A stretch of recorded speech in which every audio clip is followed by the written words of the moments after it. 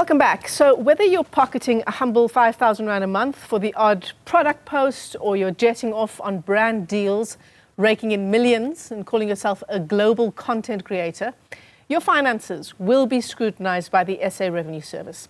SARS has taken notice of the influencer economy, and if you thought your advert was just between you and your followers, then think again. Let's unpack the story. How big is this digital pie, and how much of it does SARS want? Our business reporter, Ntokozo Khumalo, is live to us in studio. It's fascinating, isn't it, Ntokozo, because it almost feels like we need an entirely new set of tax laws for the digital economy.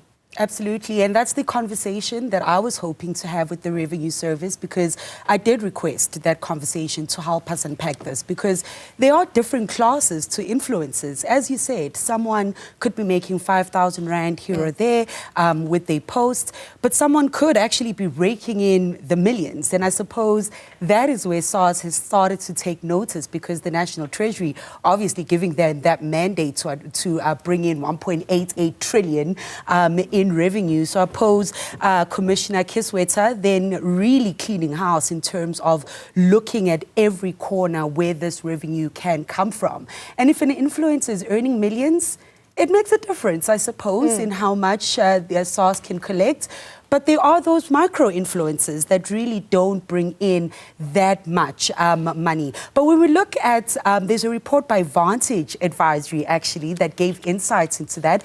And they were saying that the influencer marketing spend in South Africa reaching 500 million in 2024. Wow. So while it's still tricky to actually figure out the value that the industry brings into GDP, when you look at that spend number for a year, it is quite substantial. But I did talk to Tax Consulting SA, the associate director there, to help us understand the value that it brings into the economy and the different classes of influencers. And perhaps Mohau can then add on to that conversation. But let's see what Tax Consulting SA had to say in the different class of influencers and contribution to the economy.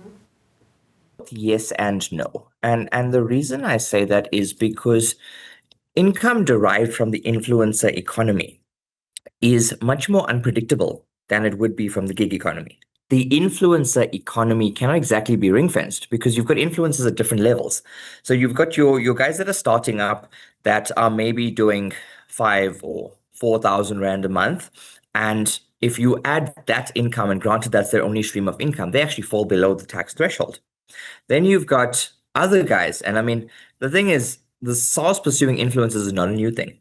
I mean, I've had a couple of cases even last year and the year before where we're looking at 40, 50, 60 million in income in a single year that was not declared.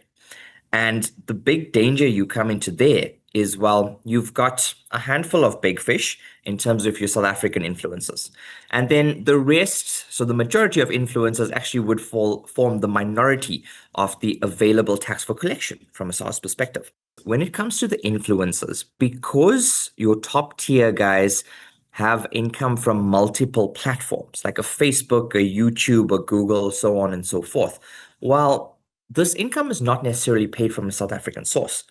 And I say this from first-hand experience, having seen the various sources, like a Google Ireland, Facebook in the US is paying in. But as we know, South Africa follows a residency-based system of taxation, meaning that as long as that influencer is a South African tax resident, they are taxed on their worldwide income. Very interesting, the conversation that the AM report had this morning. So is it a case of if you are an influencer, whether you're earning 5,000 Rand or millions of Rand, that there should be a tax bracket the way all of us are taxed according to your earnings? And he did explain that a little bit more, Tax Consulting South Africa, on how that would work, because they are looking at saying that would need to be lowered because it can't be the high tax threshold. But there are then those micro influencers who wouldn't even hit that bracket. So all you need to do is just declare your income, and you probably would be auto-assessed, but wouldn't fall within that tax bracket. And I suppose that's what then maybe the Revenue Service is still also eyeing ironing out on how the mechanics of that would look like. As I said, I did ask to hear from them in terms of what those mechanics would mean to ensure that we are still being fair in how taxes work in South Africa and not overtaxing someone who actually maybe took on influencing just to survive unemployment as a side hustle. And then I started getting a deal or two, and I'm able to sustain myself, because the other issue is the taxman might say, okay, you don't quite have the money because you've spent it to put food on the table, but you did earn 20,000 Rand that wasn't taxed, or 50,000 Rand that wasn't taxed. We may now garnish your income. Exactly. So it's that trickle-down effect that really needs to be understood on what the impact means and who will be targeted first. Is it those influencers that are bringing in millions of rands and not declaring it, or is it across the board? Yeah. It's also interesting. I'm just reading up on it, Ntokozo, and we'll go to our guest in just a moment. But there's also a line here that says you even need to declare sponsorships, brand deals, free trips, meals. All of it needs to be declared to SARS. Exactly. And I think the tricky part is that influencer industry also doesn't quite fall in the gig economy, that South Africa has actually done some work in trying to get that regulation in the gig economy. So the influencer economy is a little tricky because it's not a month on month basis. No, you'll be earning different amounts every Exactly. month. I could make 1 million or a video, depending on which platform I use. If a platform pays me for getting 100 million views, but on another platform, it's not quite the same. It's tricky to then see how regulation would work around that. If someone is perhaps blows up in the SADC region, does that mean they're now getting international income?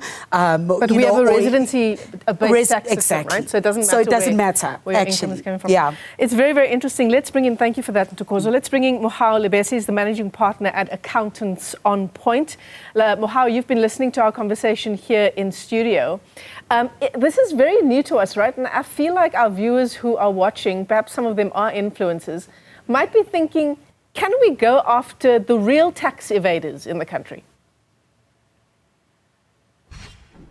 Good morning, Michelle, and it's a pleasure being here, and hello to everyone watching at home, and also not forgetting the influencers as well. It's the more I'm listening to you guys speaking, I almost said, this is so confusing. We'll interview next time because there's so much of there is so much gray areas. But you see, the thing is, like, to clear up maybe the gray areas that you guys got. I mean, we work on a progressive tax law. Obviously, there are already tax brackets in place, either for individuals or companies. So for influencers, obviously, they would have to pick the, how can I put it, the right tax vehicle that they're going to use. So if they're going to stick to a company, there is tax that already regulates the sole proprietors and the PTYs. And if they're going individual-wise, there is already tax that's regulating the individuals.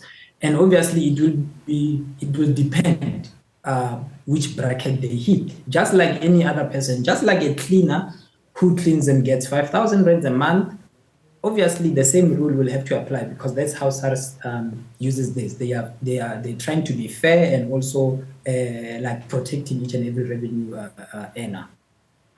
Right. So your advice I just wanted to sort of clarify the questions that were. Okay. Mohau, your advice... I missed you there. Sorry, I think we're talking over each other a little bit because of the delay in the signal. So your advice to influencers who are listening, I basically is that I can't just be operating as an influencer. I can't just be trying to amass followers, making money, without actually perhaps registering a company. Would that be accurate? No, I didn't get that. I think there was a... can you repeat your question? So if... let me just check. Can you hear me now?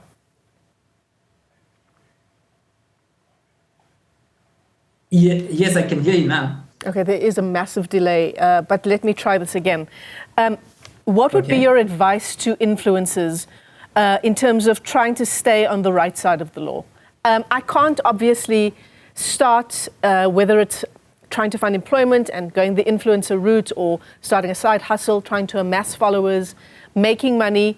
As a private individual, the money just flows in and out of my account willy-nilly. Would you say that the answer is to register a business? I would say, I mean, as you put it, side hustle. So if it's starting as a side hustle, you can still keep it as a, because remember, the minute you register a company, there is also administrative burden that comes with the company. But if you're seeing that your income basically exceeds that 95,000, I think 95,750, that's when you would be like, but you automatically would be a provisional taxpayer. That's when I would advise that rather register a company, run this thing on a separate bank account and as a separate structure on its own, because with doing that, you will be able to also deduct expenses, because right now we are just talking income and tax. But I noticed that we are also not educating the other people that no, but if you are doing this, you can actually even claim some other expenses that helped you get this income. It can be the camera that you bought, it can be someone who's taking pictures for you, it can be driving around to different locations, but with that, you would have to keep strict record keeping. That will help you now ease up the burden. And at the same time, when you are using the right structure, let's say for company, it will be even better than you trying to do it as an individual and trying to claim these expenses. Most of the time, SARS will be like, will disallow those expenses. But if they are being claimed and everything is run under a company, you can also deduct quite a bit of expenses that are legitimate and help you to earn this income. Mohau, I'm going to leave it there for now, but thank you very much for that insight. It's great to talk to an accountant, and I think this is important information, Ntokozo, for influencers and people working in the sector to get this kind of advice. What was your understanding about what Mohau had to say? He said, from 95,750, you automatically then become a provisional taxpayer. Was that the point at which he said you need to then think about registering a business? Yeah. So I think, as he said, these things are existing, but the point of the issue here is that education there? Is that someone who is just a Ntokozo or a Michelle sitting at home doing it as a side hustle? Do they know those issues, that there's a threshold I need to meet before starting a business? And also registering a business is a process on its own, right? You know, so there is a lot of layers to it, but certainly that would probably be the easiest way. Register yourself as a provisional taxpayer. But again, it becomes tricky. But what if in the next year, the influencer jobs does not quite hit that 97,000 Rand and above? And then you've registered, as a provisional taxpayer. So it's a very tricky one. You know, as an individual, when do you know and how do you know that you have that consistency? And you don't. You don't. Yeah, not in this industry. Ntokozo Khumalo is our business reporter. Ntokozo, as always, a pleasure